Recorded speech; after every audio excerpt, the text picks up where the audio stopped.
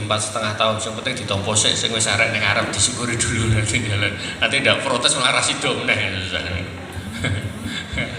Itu sama kok Bapak sekalian. Jadi kalau panjenengan baca PP 11 2000 tentang karakteristik kurikulum merdeka. Karakteristik kurikulum merdeka. Kemudian ada perubahan-perubahan pokok apa sajanya, kemudian SKL-nya fokusnya seperti apa, dan struktur kurikulumnya ada seperti.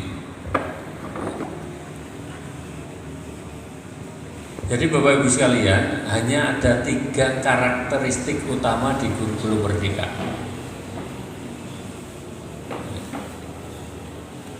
Karakteristik yang pertama adalah berbasis kepada materi esensial, materi-materi pokok. Hal-hal yang menunjang materi pokok silahkan Bapak Ibu kembangkan sendiri.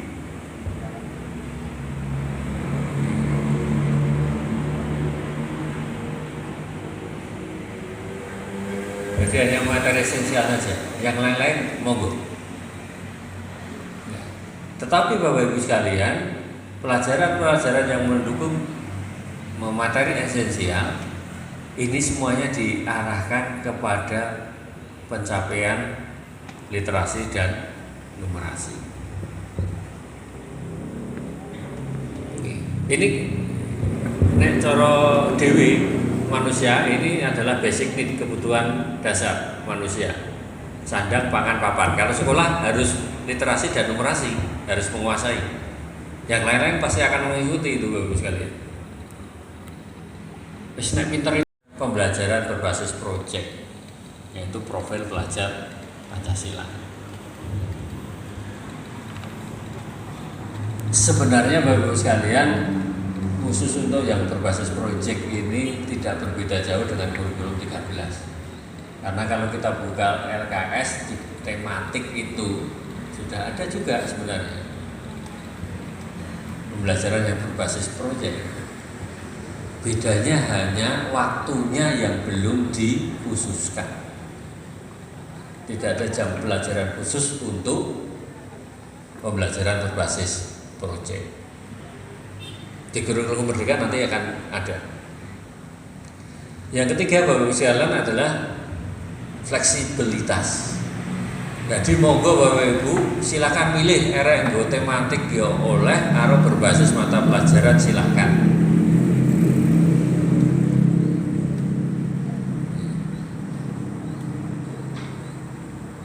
Yang kedua ada namanya capaian pembelajaran.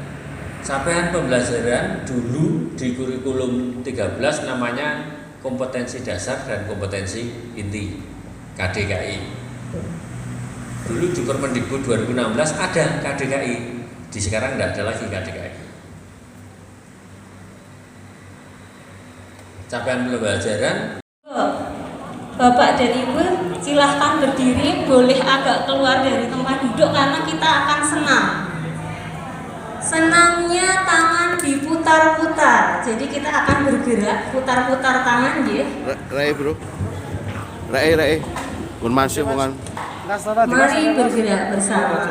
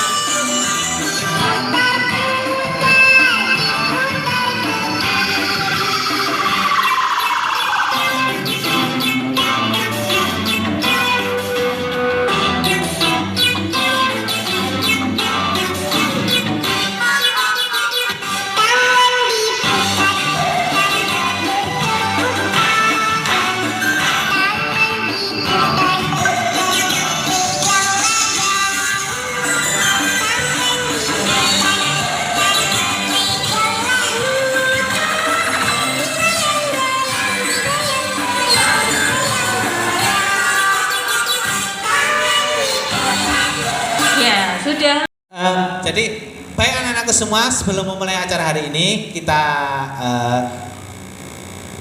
adakan atau kita tundukkan kepala sejenak. Semuanya tangan di atas, ditaruh di atas paha. Monggo silakan anak semua, tangan ditaruh di atas paha. Terus pejamkan mata, tundukkan kepala sejenak. Setelah itu tarik napas,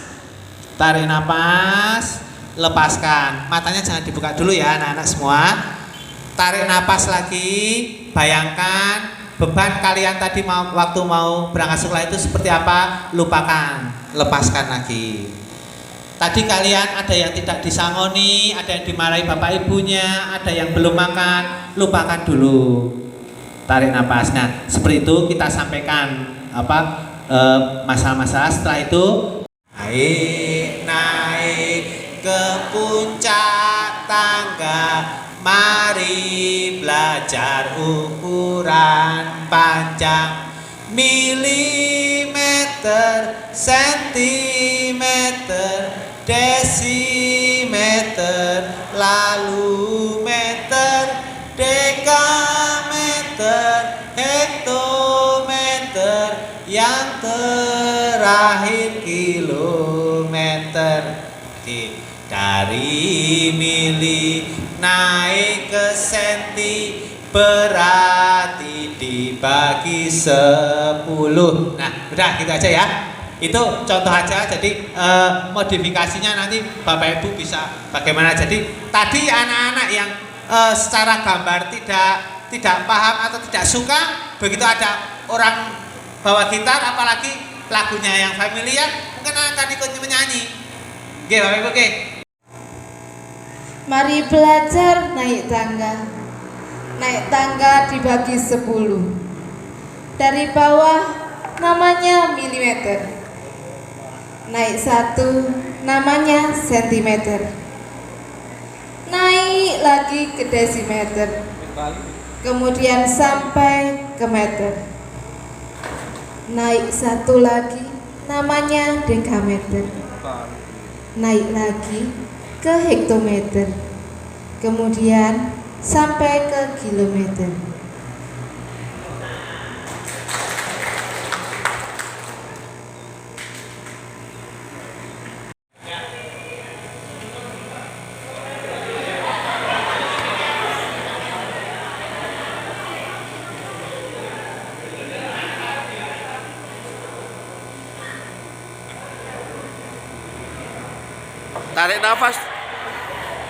Tarik nafas dulu mas, tarik nafas mas.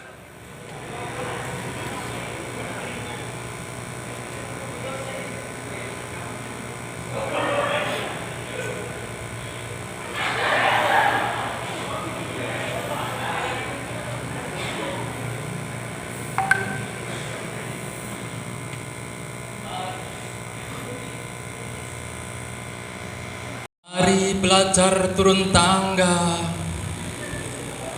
Turun 1 tangga dikali 10. Dari atas namanya kilometer, turun 1 namanya hektometer. Turun lagi ke dekameter, kemudian sampai ke meter. Turun 1 lagi namanya desimeter.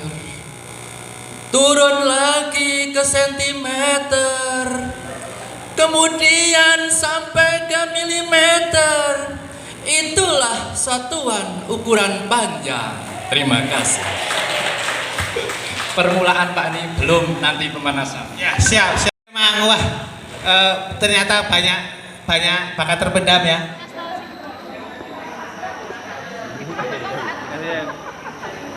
Padahal